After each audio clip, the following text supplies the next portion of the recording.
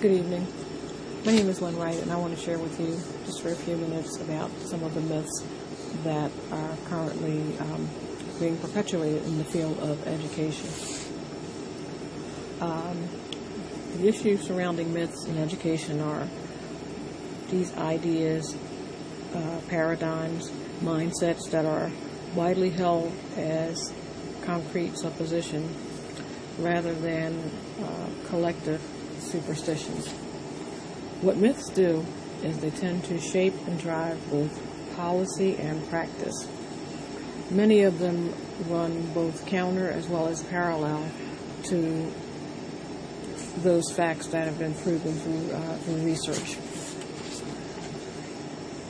As I began my reading, I had to laugh because many of the beliefs that I found in the reading were also myths that I held myself, and I titled this slide, "I Believe Them All."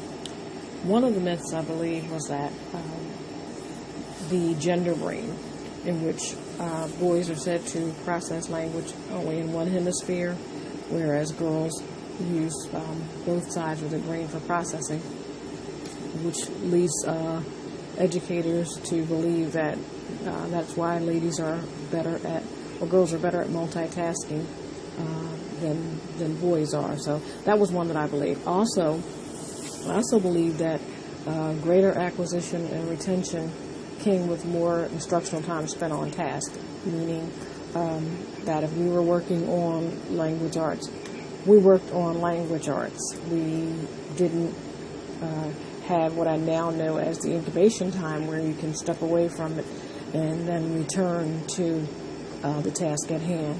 But I believe that skills were strictly reinforced by repetition.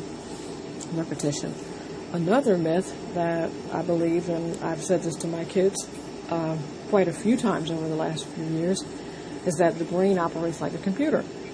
What if your brain is a computer, which, as I also read this evening, I found out and came to realize that we've had a long-standing history with comparing the brain to various stages or technological advances. Wherever we were in technology, the brain has been compared to that particular tool. And since the computer is the tool of this current educational generation, that's kind of what the comparisons are made to, when in actuality it functions in some respects in terms of that, yes, we can store and we can retrieve information, but to actually say that our brain operates like a computer is really not scientifically based.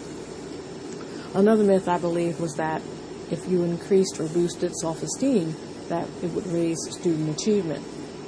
And not only did I believe that, I was actually taught that in many of my educational training classes, which I've come to find out is not true as well. Another myth that I held was that quiet learning and testing environments were the most conducive for learning.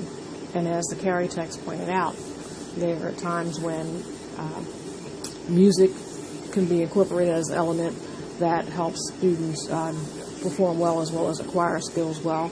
Varying the location, physical layout, all those factors, mood, all of those factors have a direct bearing on learning as well as testing. And the last one that I included was that forgetting was failure, and there was evidence of insufficient preparation or study. So those were some of the myths that I believed.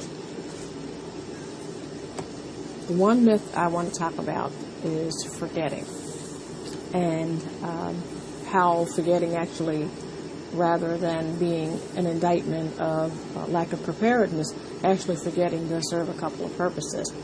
Forgetting actually facilitates learning by serving as a filter, as the brain's filtering agent, blocking out background, clutter, noise, static, and other competing facts.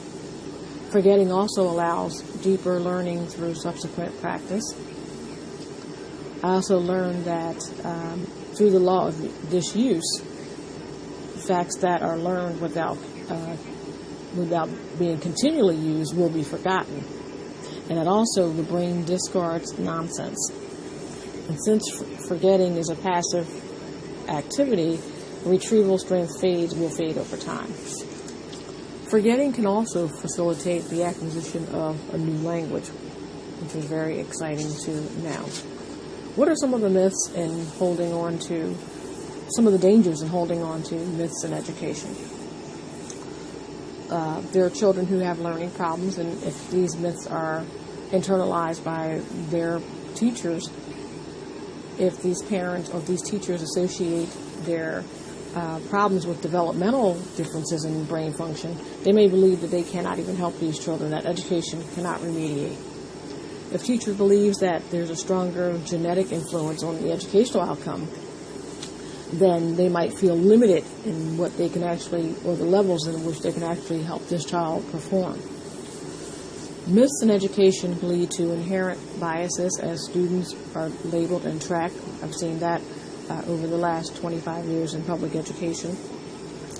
Educators also don't realize the brain's plasticity and the fact that its function and structure and connectivity can change as a result of education. Some of the references I used for this presentation are the 5 myths about your child's brain, how we learn, how brain myths could actually hurt kids, and debunking the gender brain myth. Thank you, and have a great night.